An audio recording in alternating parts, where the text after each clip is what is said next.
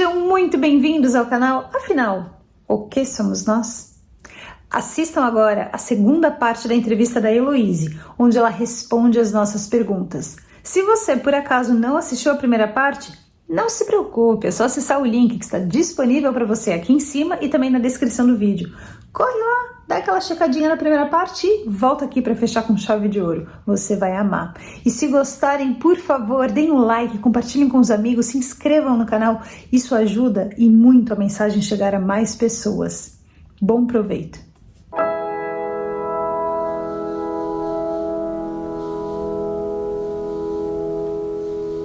Muito obrigado, Heloíse. São muitas informações. Muito obrigado por todas.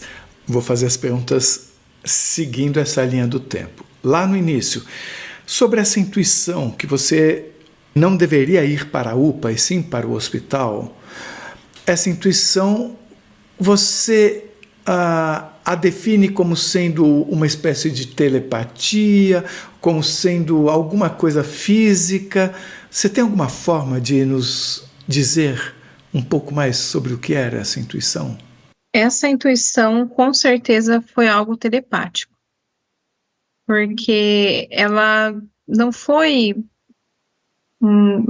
algo físico, porque eu não ouvi, né? Mas foi uma ideia instantânea que brotou na minha cabeça. Visto que eu estava muito mal, né? Eu não estava com lucidez suficiente para pensar onde que eu deveria ir para melhor ser atendida. E na hora você já identificou isso como sendo algo externo? Não. Só me veio algo assim, eu pensei, nossa, né, que ideia brilhante, pensei assim comigo, claro, o hospital, Angelina Caron, aqui do lado, como que eu não pensei nisso antes, sabe? Me veio algo assim. Só que depois que eu passei, veja só, depois que eu passei por toda essa experiência da EQM, foi que eu caí por conta que talvez tenha sido o Ricardo que já tenha me sugestionado quando eu ainda estava em casa. O Ricardo. O Ricardo, eu tô toda arrepiada aqui. Você ficou 15 dias de coma quando você teve essa primeira EQM, que você se viu numa sala de oração. Essa sala de oração, você consegue nos explicar como é que ela era? Ela tinha parede, ela tinha cor? Eu não sei dizer ao certo se era uma parede, ou se era um globo, se eu estava Era como se eu estivesse dentro de um ovo. Essa é a impressão que eu tenho. Era como se eu estivesse dentro de um ovo e ali fora tinha um calor muito quente que me envolvia. Você se refere a um ovo por ser pequeno? Por me sentir protegida. Eu acho que talvez seria essa a expressão. Por me sentir protegida. Eu sentia que ali eu estava protegida. E você sentia o seu corpo? Você via o seu corpo? Não, não via o meu corpo. E aí foi falado para você orar pelas pessoas que desejavam a sua morte. Foi o mesmo tipo de intuição ou dessa vez foi algo diferente? O mesmo tipo de intuição como? Daquela vez que foi falado para você ir para o hospital e não para a UPA? Foi o mesmo tipo de intuição. Foi o mesmo tipo de intuição. E da mesma forma, você não identificou imediatamente como sendo algo externo? Você pensou que você chegou a pensar melhor em orar pelas pessoas que desejam o meu mal? Não, ali como eu já estava num estado que eu era só consciência, né, que eu já sentia isso, eu senti que foi sugestionado. Nesse momento da primeira EQM, você percebeu o tempo passando de forma diferente? Não tive noção do tempo até eu acordar. O espaço, você tinha alguma coisa, uma capacidade de olhar em todas as direções ao mesmo tempo? Não percebeu nada? Não percebi nada. Sensação de pertencimento ou de maior conhecimento você teve? Enquanto eu estava nessa sala de oração? Isso. Não, eu senti que era eu ali, apenas eu. Você não viu ninguém? Não, não vi ninguém. Você falou em plantas, flores e imagem. Que imagem? Sim, eu via santos, estatuetas de santos, de orixás, era como se fosse uma mistura de todas as crenças e os crédulos das pessoas que oravam por mim. né? E assim, eu tenho seguidoras que são da Umbanda que estavam orando por mim, depois eu fiquei sabendo que estavam orando por mim. Eu tenho conhecidos e seguidores que são católicos, que também estavam orando, pedindo a Nossa Senhora, pedindo a santo não sei o quê, né? Também tinha a família do meu ex-marido que estava lá no Paquistão orando por mim, né, em árabe, os muçulmanos. Então, naquela sala havia como se fosse uma mistura de tudo aquilo, de forma visual, para que eu pudesse ver, né? Fora as traduções que aconteciam em automático, das orações na língua que eu não conhecia, e de outras que apareciam escritas ali para mim. Em letras de fogo. Em letras de fogo. É interessante que não é a primeira vez que é falado em letras de fogo. Quando a Mary Correia teve recebeu uma mensagem de um ser, ele se identificou ao final, também escrevendo o próprio nome em letras de fogo. Ela viu escrito. Ainda continuando aqui. Você ficou 15 dias de coma. Quanto você imaginaria que durou esse tempo seu na sala de orações? Os 15 dias? Hoje, muita gente me pergunta se nesses 15 dias que eu fiquei inconsciente, se eu me lembrava de algo. Eu não me lembro absolutamente de nada. A única coisa que eu me lembro é desse tempo antes de ser entubada, em que eu tinha essa dificuldade para respirar, que as enfermeiras procuraram algo para colocar em mim, e depois de ter ficado nessa sala de oração. Eu acredito que pode ter se passado esses 15 dias, né? É que, assim, a sensação que eu tenho é que o tempo de lá e o tempo daqui não são o mesmo. Aqui parece que foi muito mais dolorido, muito mais demorado, e que esse tempo que eu fiquei na sala de oração foram minutos. Essa é a impressão que eu tenho, porque foi muito rápido. E quando lá você não se lembrava de nada daqui? Não, eu não sabia, não fazia ideia. Agora, falando sobre esses seres, essa nave, quando romperam os pontos, você foi, tinham seres azuis, você consegue descrever essa nave? Você só a viu por dentro? Eu só vi por dentro. E o que você pode nos contar sobre o interior dela? Era de um prata muito brilhante. Eu não conseguia ver porque parecia que o fundo estava embaçado, mas eu conseguia ver que tinha algo de extrema tecnologia ali. E era um prata muito brilhante, não era escura, era clara, e eu sentia uma vibração muito positiva. Em qualquer outra época eu ficaria com medo se seres azuis ficassem me observando, mas deles eu não senti esse medo. Eram muitos seres? Olha, ela estava ali no meio, eu posso dizer ela, né? Ela estava ali no meio porque ela que determinou algo ali, eu senti isso, que ela determinou algo. Era como se ela fosse uma juíza, desse o veredito, né? E eu acredito que em cada lado dela deveria ter mais uns 2, 3. O dela saiu uma luz muito forte em volta dela. Também azul? Não, a luz era prata. Ela era toda azul, né? Os seres que estavam com ela também, mas dela saiu uma luz muito forte. Na hora que ela falou sim, você voltou. Na verdade, ela não falou, né? Eu senti tudo, toda essa experiência foi telepática, né? Eu sentia como se fosse um sim. Você sentia algum tipo de familiaridade com eles? Pelo fato de eu não sentir medo, eu acredito que sim. Isso quer dizer o seguinte, quando você foi para essa nave, você não estava em nenhuma situação de anestesia ou de medicamento, simplesmente você fechou os olhos e foi. E fui, sim. Quando aplicaram anestesia, você viu outros planetas, órbitas, seres, naves, sensação de pertencimento? Não, isso, desculpe. Você teve a sensação de pertencimento? Tive, eu não queria voltar. Esses planetas eram aqui do Sistema Solar? Eram de outros lugares? Não era do Sistema Solar, não era. E você tem algo a dizer sobre de onde eles eram? Eu não faço ideia de onde eles eram, porque é uma dimensão cósmica inimensurável. E esses seres e essas naves, você consegue detalhar alguma coisa? Eram azuis também? Eram os mesmos? Os seres eram azuis, os únicos e os outros seres que eu vi depois, eles eram mais humanoides. É como se fosse nós humanos, só que usando um outro tipo de roupa, meio que emborrachada, uma outra tecnologia, isso eu me lembro. As roupas eram mais coloridas, elas tinham recortes mais tecnológicos. Eu não sei se seria um tecido. E você sentia sempre acolhimento? Sempre. Sempre, era tudo muito colorido, tudo muito visual, tudo muito Sim, mas você sentia sempre amor por parte deles? amor, muito amor. E sobre essas naves, você viu de fora alguma coisa? De fora eu consegui ver, uma hora eu estava, eu acredito que levitando sobre a órbita de um desses planetas, e eu me lembro de ter visto algo como se fosse um foguete, e saía da parte terrestre de um desses planetas, e cruzava e passava a atmosfera e ia ao espaço. Eu conseguia ver elas chegando e saindo, como pontinhos de luz, Esses foguetes.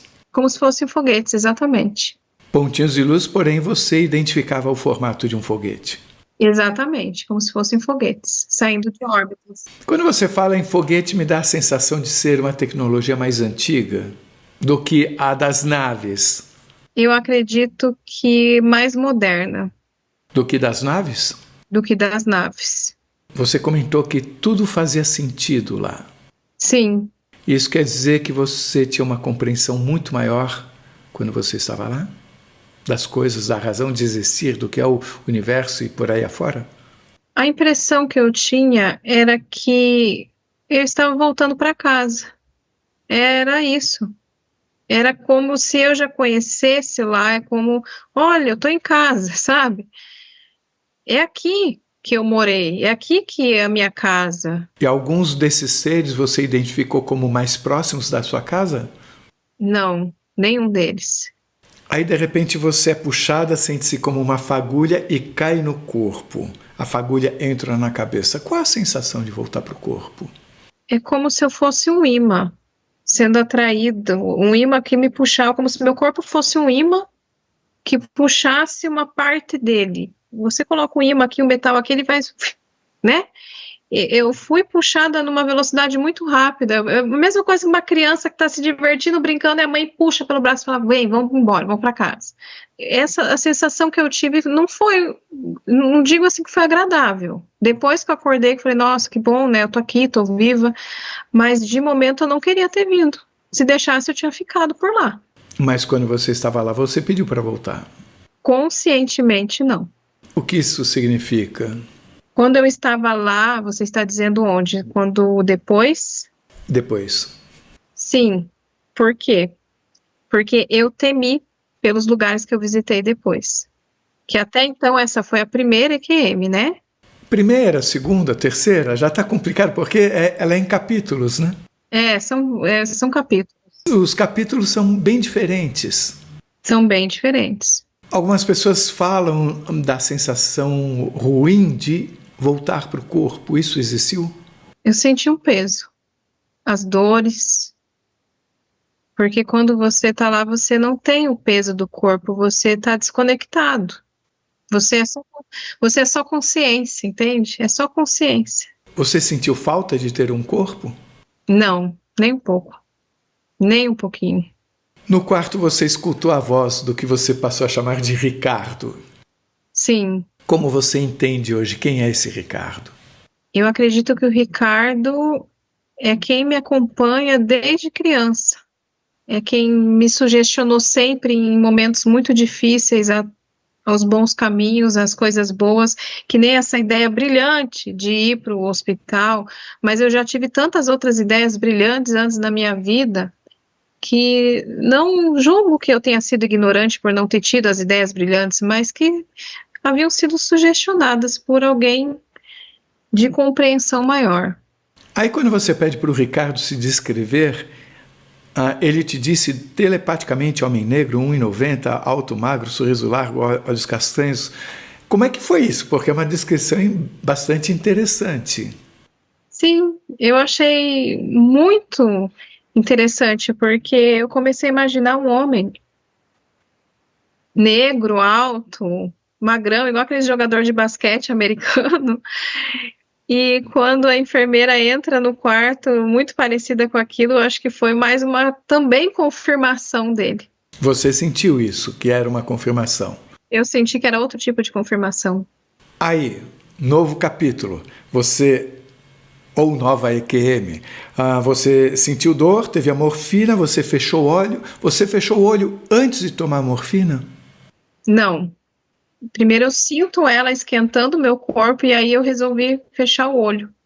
Aí você se viu em outro lugar muito perturbador. Você explicou bem sobre o balde com minhocas que na verdade eram humanos. Aí eu pergunto, nesses lugares que você visitou, você se lembrava simultaneamente de você estar no hospital? Eu sabia que eu estava no hospital, mas para mim eu já tinha desfalecido. Eu sabia que meu corpo tinha ficado em algum lugar que era o hospital, mas eu estava ali vivenciando aquela experiência terrível, né? Que para mim as primeiras foram bem terríveis. Teve algum momento dos outros capítulos ou outras EQMs que você teve uma lembrança clara de estar no hospital e que chegou até se ver simultaneamente fora e aqui? Não, isso não. De ver o meu corpo ou algo do tipo, não cheguei a ver. Você descreveu 3 situações. Depois você fez um tour pelo planeta Terra, onde você foi levado a ver guerra, escombros, soldados, você comentou da qualidade da imagem, você falou das dores do mundo, você falou dos refugiados da Coreia do Norte, hospitais, presídios, terminando por falar sobre você abominar o pecado, mas amar o pecador, que é algo muito forte. Você enxerga um encadeamento de uma mesma mensagem, desde aquelas 3 primeiras mensagens, passando pelo tour da Terra, chegando até essa frase de abominar o pecado, porém amar o pecador. Você enxerga como sendo uma grande mensagem? Eu acho que é o princípio do amor de Cristo. Essa questão de abominar o pecado e amar o pecador. Porque ao mesmo tempo que eu estava ali repudiando as cenas que eu vivi, eu me lembrava que outra hora eu estava naquelas mesmas condições, num passado distante. E você, de alguma forma, relaciona isso como uma mensagem específica para o momento que vivemos hoje no planeta? Porque a gente, quando você fala em Coreia do Norte, quando você falou em Ucrânia, inclusive. Uhum. Eu tenho plena convicção que é uma mensagem forte, que com certeza precisa ser absorvida, sobre apontar menos o dedo para as pessoas.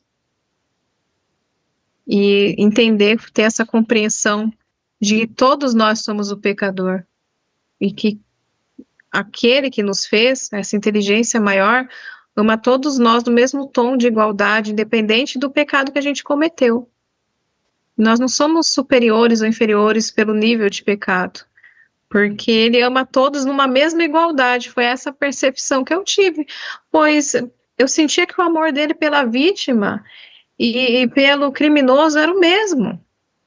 Isso que me trouxe essa compreensão de igualdade, no qual, como você citou, hoje em dia os tempos que a gente vive, né, não permitem que a gente perceba isso. E você percebeu que não existe vítima?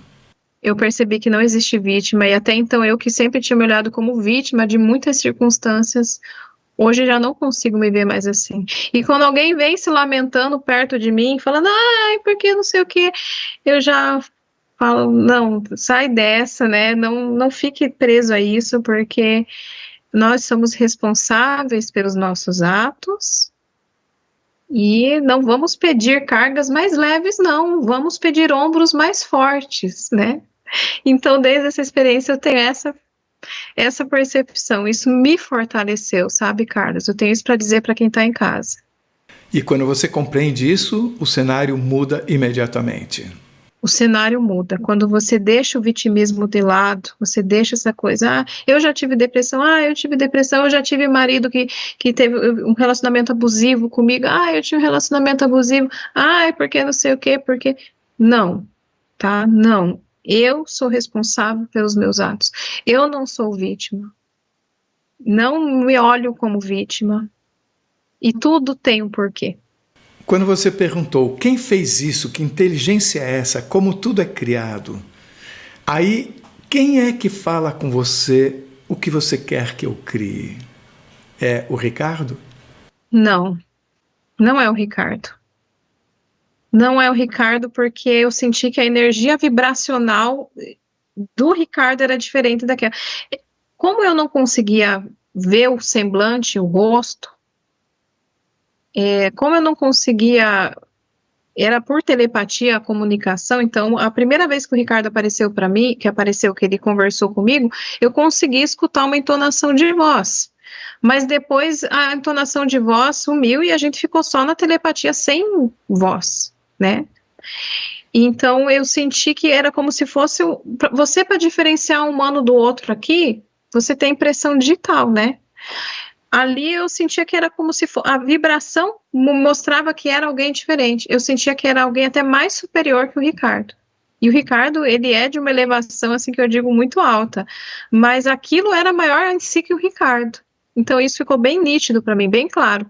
Mas eu acredito que o mesmo que me mostrou, né, essa espécie de montanha holográfica ali, é o mesmo que me levou depois ao alto da montanha e conversou comigo perguntando se eu gostaria de ficar.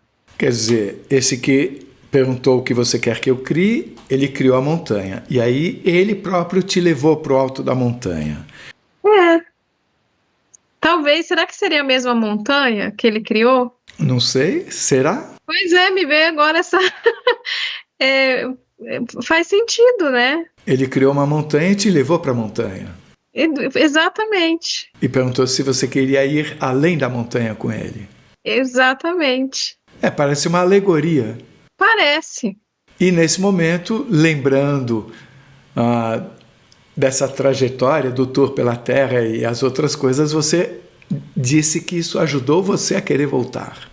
Sim, sim. Porque eu consegui sentir as dores das pessoas aqui, eu vi o tanto que o ser humano precisa um do outro. O quanto qualquer mínimo que qualquer um puder fazer é importante. De alguma forma, você diria que todas essas experiências pelas quais você passou foram causadas para que você acordasse para alguma coisa que você mesma se predispôs a fazer? Com certeza, Carlos. Com certeza, eu acredito que algo importante a dizer aqui é que antes de tudo isso acontecer, eu tive várias vezes sonhos de que eu falecia e eu pedia para Deus e para a espiritualidade deixar eu voltar para cuidar dos meus filhos e para terminar o que eu havia começado. E quando eu abri o olho, eu falava, nossa, estou viva, estou em casa, né, estou bem, ainda bem que foi só um sonho. E aí aconteceu essa experiência, né? E outro fato importante também é que quando eu era criança e inaugurou, né, que estreou a novela O Rei do Gado, tocou a primeira vez a abertura do Rei do Gado e eu estava na casa da minha avó.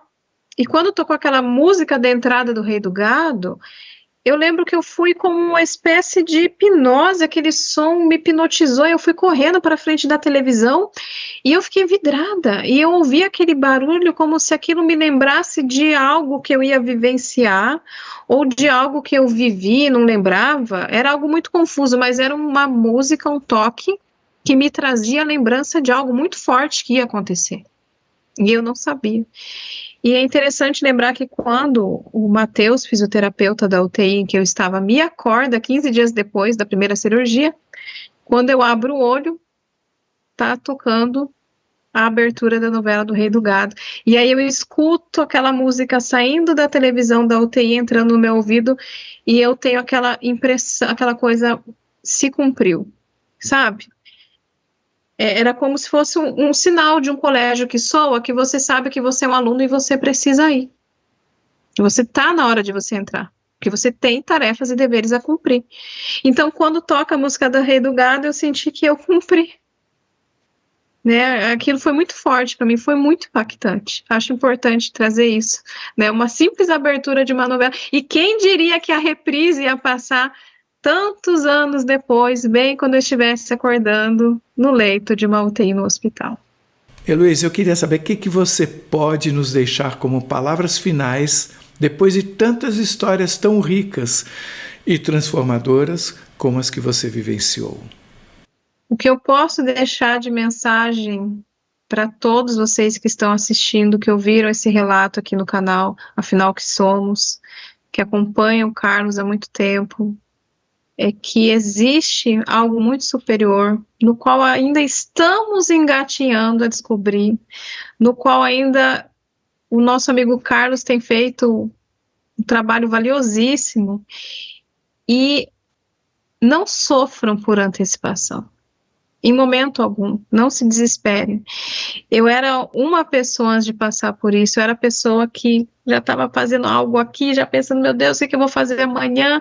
E de repente, essa EQM, ela veio a me frear. Eu digo que eu era uma locomotiva que estava produzindo, e eu tenho que enriquecer, eu tenho que fazer dinheiro, eu tenho que fazer não sei o quê, e de repente, puf, eu preciso ficar no estado de inércia, né? Desde o dia que eu fui, passei por essa experiência até o final, foram mais de 20 dias. Vivam um dia de cada vez, né? E eu lembro que quando eu estava lá, olha só, eu pedi depois para ler um livro, já nos dias que eu estava próxima a ganhar alta, e havia um livro que eles me trouxeram. Você gostaria de ler algum livro? Falaram para mim. Eu falei que sim, eu estava louca para um livro, talvez espiritualista, que tentasse falar algo, né, a respeito um pouco do que eu havia vivenciado, mas eles me trouxeram algo que falava do Evangelho de Cristo, e havia algo que dizia bem assim, eu não lembro que passagem se fala, que nem os pássaros se preocupam com o que vão comer no dia seguinte, porque a inteligência que os fez, né, tudo providencia. Eu acho que é isso que eu tenho para dizer para vocês, não se desespere. Não vivam apressadamente com os anseios da modernidade, de querer fazer algo acontecer, de se desesperar e esquecer o que é mais importante. O sorriso de um filho, um abraço de um amigo, a ligação, a mensagem de um pai, de uma mãe, visitar um avô, tomar um café. Por que não? Vivam um dia de cada vez. É isso que eu tenho para dizer. Se você gostou, por favor, se inscreva no nosso canal, dê likes, faça comentários, compartilhe com seus amigos, toca o sininho que assim você sempre fica sabendo quando chega vídeo novo, saído do forno. E se você tem alguma dúvida ou passou por uma EQM e gostaria de compartilhar a sua história com o mundo, por favor, nos escreva. O nosso e-mail é afinal.oquesomosnós@gmail.com. Essa é uma nova fronteira do conhecimento humano. Vamos juntos atravessá-la?